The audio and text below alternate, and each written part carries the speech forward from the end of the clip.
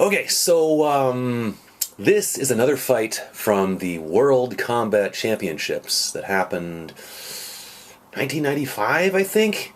Anyway, it was one of those events, like the first few UFCs, where every single fight, something happened that we all learned from.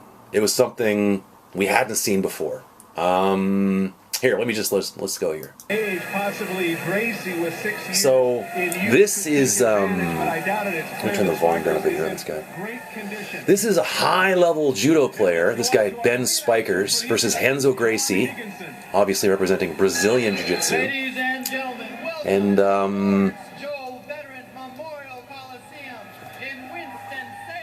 this announcer they got, man, I don't know about him, but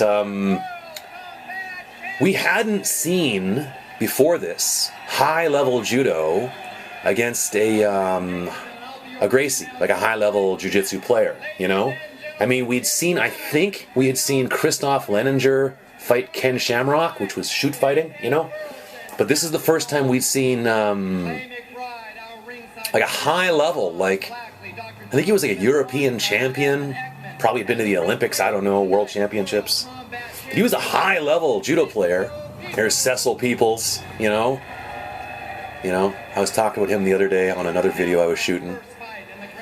And what do they say about Mr. Spijkers here? 34-year-old judo practitioner stands 5'9" and weighed in at 190 pounds. He has held national titles in the Netherlands, Hear that? England, Germany, and Russia. See? He's won medals doing judo in Russia. That is no joke. If you win a medal doing judo in Russia, from Holland, apparently this guy was being kind of a bit of a dick to Renzo Gracie before this fight. He was being kind of cocky and arrogant and maybe calling his hotel room and talking some trash, you know, but that's just a bad idea. Because, like, every martial art is designed to accomplish something, you know, and judo is not specifically designed for this. Judo is you get a hold of a guy, no punching, no kicking, get a hold of him, throw him on his back, you know what I mean? So, but Brazilian Jiu-Jitsu, or at least Gracie Jiu-Jitsu, this kind of Jiu-Jitsu, is designed for this. It is designed to win a challenge match where punching and kicking is allowed. It's just you versus just him. A throw is a throw. It's not ending the fight. You know what I mean? So, as respectable as judo is, and it is very respectable, I mean, watch what happens. It's not designed for this. But jiu-jitsu, at least this kind of jiu-jitsu, is designed for this. You know what I mean? Watch what happens. Watch this. Watch this. Bob, one thing that stands out here, Watch what happens. Just hold on. And also, I mean, Ben Spijkers choosing to wear his kimono. See, look, watch. Had this been a judo match, that would have been over. That would have been Morote Gary. He would have thrown him free pawn. Right now, if this was a judo match, Ben Spijkers would have won. He did what judo was designed for. He threw Renzo Gracie hard on his back. That would have been ippon, and that would have been the end of the judo match. But it's not a judo match. It's a mixed martial arts fight, you see? And, I mean, I don't know Ben Spijkers, but at this point, I mean, he's trying to do more judo. He's trying to pass the guard. But look what happens now. They're back on the feet. Does Ben Spijkers throw him again? I don't think so. I think he tries to go for a guillotine choke here, maybe. But Renzo Gracie is doing now a single leg takedown, and Ben Spijkers is looking for a guillotine, you know, which isn't really a judo move, but, you know. And now Ben Spijkers is doing people do in judo. When you're on the bottom, hold on to the guy, and if you freeze the action, the referee will stand you up. You see what I mean? Judo players don't generally have great sweeps from their guard or even their half guard, because in judo, if you just freeze the action for a few seconds, the referee will say, you know, mate or whatever. I was going to say paro, but that's jiu-jitsu. The referee will say stop, and he'll stand you up, and you go back to throwing. You see what I mean? So judo players off the bottom tend to try to freeze the action, you know? And Cecil Peoples is not going to...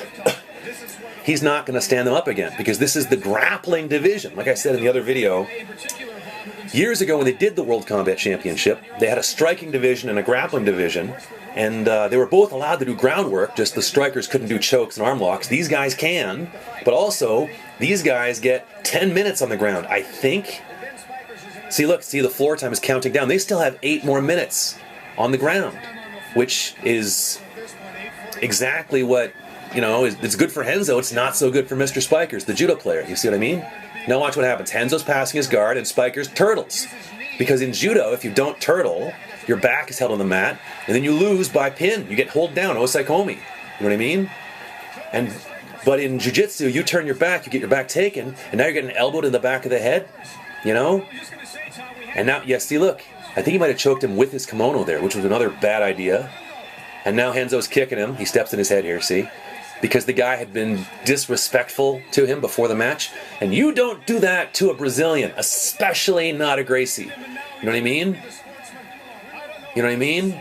Like I said, man, Brazilian Jiu-Jitsu and Gracie Jiu-Jitsu, it wasn't even originally designed for self-defense, so to speak. It was designed to win challenge matches. You're unarmed, there's just you versus just him, and you can go to the ground and no one's going to interfere, because maybe your brothers and family are holding everybody at bay.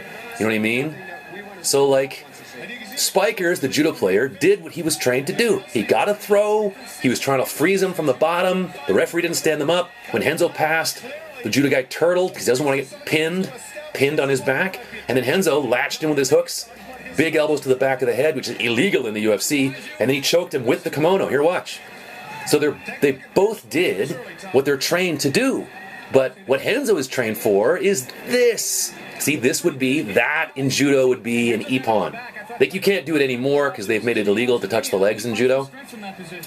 But, like, Ben Spijkers did what he was trained to do, as did Renzo. So, you know, there's been other people from judo, like Ronda Rousey and, to a certain extent, Fedor Emelianenko and whatever, although he was more sambo, that have done very well, you know, in Caro Parisian, he did well in the UFC, you know. But, like I say, man, each martial art is designed to win in a certain situation. And this is not judo, right? Had it been a judo match, Spijkers would have won. And look, Renzo here is choking him with his kimono, which is what Renzo has been trained to do. You know, it was quite foolish of Spijkers to wear that kimono against a jiu-jitsu player. You know? So, you heard the guy said, never give your back to another grappler. Never give your back to a guy that, you know, from jiu-jitsu. Or technically a judo player too. There's some judo players that have good back attacks, you know. But, yeah. So there you go. That's what happens when a high-level judo player fights a high-level jiu-jitsu player in mixed martial arts, or at least that's what happened back in the day, you know? Yep, Renzo Gracie. Well, Renzo Gracie with a decision. You can Yep. see there kind of a token hug. Spijkers not very happy with himself, but clearly Renzo Gracie the aggressor. And I have to say here, right here, Tom, you have to be surprised that the match only lasted less than 3 minutes. Only lasted that long, I know. I was really surprised by that, given the fact that these were both guys that fought similar styles. But Renzo got this guy down, and once Renzo was on his back, it's funny, I thought he was really going to be fighting from an advantageous position once he got on his back, because he fights so well from that position. Bobby made a very astute point regarding the gi. The gi was part of the undoing of Spijkers. Absolutely. All the Gracie fighters I've ever seen, the Brazilian Jiu-Jitsu people are very smart. They're chess players, and they take every edge they can get. And it was a beautiful display of Jiu-Jitsu finishing home. Well, we get a chance now to throw it to Richard Norton. Here they go. They're going to talk to Renzo. Compelled to step on the back of Spijkers' neck. Richard? Watch this. Here we go. Okay, Renzo, congratulations. The tradition continues. Tell me one thing. Well, that's Carlos Gracie right behind him. Oh, and Joe Moreira. That's kind of cool. You know, it's Carlos Gracie Jr. and Joe Moreira. And I lose my temper a little bit, and I step on his head. This was a mistake mine, and it won't happen again. Okay. How do you feel now? What are you going to do to prepare for the next event? They show him stepping on his head. You know, don't trash talk a Brazilian. You know. All right. Congratulations, Renzo. Thank you. Back to you, Todd. Yeah. I think that's Joe Moreira, and there's Carlos Gracie Jr. That's the guy I actually got my black belt from. Anyway, there you go. Another one to learn from. absolutely See you right, next Todd. time. And what we want in the World Combat Championships is these are moral fights. These should